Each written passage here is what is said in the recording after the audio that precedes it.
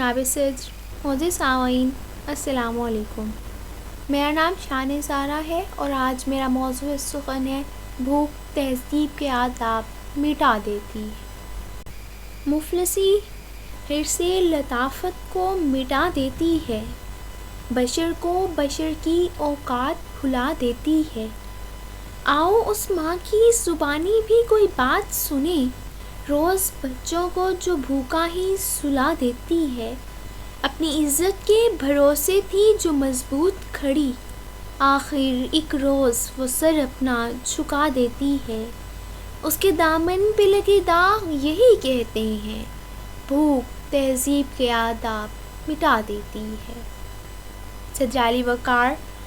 سردیوں کی ٹھٹھرتی ہوئی رات، منہ لپیٹی ایک مجبور ماں اپنے نومولود بچے کو عیدی سینٹر کے باہر پڑے جھولے میں ڈال جاتی ہے۔ اسے پوچھا گیا، کیا تجھے تیری ممتا ستائے گی نہیں؟ اس بچے کی سسکیاں تجھے رلائیں گی نہیں؟ اس کی چیخیں تیرے کانوں سے ٹکرائیں گی نہیں؟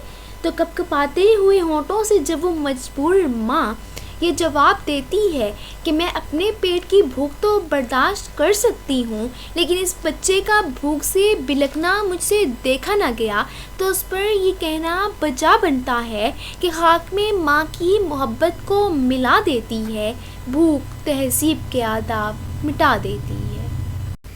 ارباب المدانش، آج اس معزز اور باوقار ایوان میں کہنا چاہتی ہوں کہ عمران خان صاحب نے جو قرارداد پیش کی تھی کہ ہم معاشی نہیں اخلاقی بدحالی کا شکار ہیں، میں اس کی بھرپور مخالفت کرتی ہوں، کیونکہ جس اخلاقی بدحالی کا رونا انہوں نے رویا وہ اخلاقیات تو خود معاشیات کا شکار ہیں۔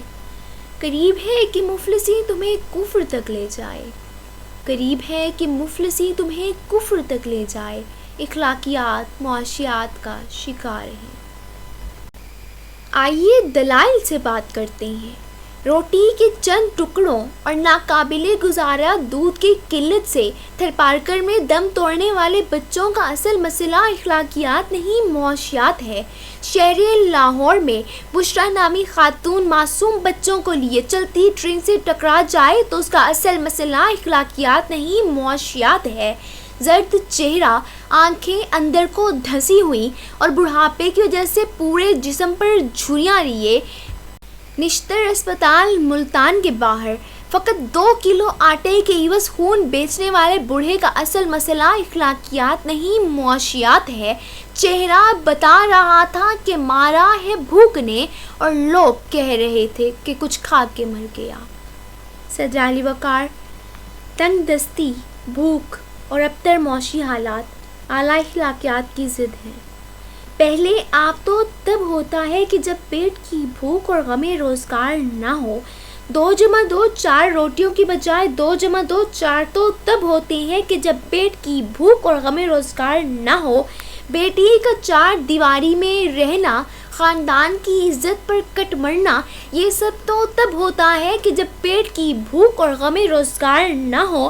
چاند روٹی کی بجائے چاند میں چرخا کاٹتی بڑھیا تو تب دکھائی دیتی ہے کہ جب پیٹ کی بھوک اور غم روزگار نہ ہو۔ فاقوں نے تصویر بنا دی آنکھوں میں، گول جو بھی چیز ہو روٹی لگتی ہے۔ اور طور عبادت و ریاضت بھی تب ہوتی ہے کہ جب پیٹ کی بھوک اور غم روزگار نہ ہو۔ کون عاشق خدا کی ذات کا ہے، یہ سارا چکر معاشیات کا ہے۔ صدر علی وقار۔ ہمیں یہ بات تسلیم کرنی ہوگی کہ ہم اخلاقیات نہیں معاشیات کے محتاج ہیں، کیونکہ یہ اخلاقیات تو خود معاشیات کی محتاج ہیں۔ صدر علی وقار۔ میرے ان تمام دلائل کے باوجود اگر اب بھی کوئی یہ یقین رکھتا ہے اور بازید ہے کہ ہم معاشی نہیں اخلاقی بدحالی کا شکار ہیں، تو اسے بس ایک ہی سوال کرتے ہوئے اجازت چاہوں گی کہ وہ جس کا ایک ہی بچہ ہو بھوکا 8 پہیروں سے، کہ وہ جس کا ایک ہی بچہ ہو بھوکا 8 پہیروں سے، بتاؤ اہل دانش تم وہ گندم لے کہ تختی لے۔ شکریہ۔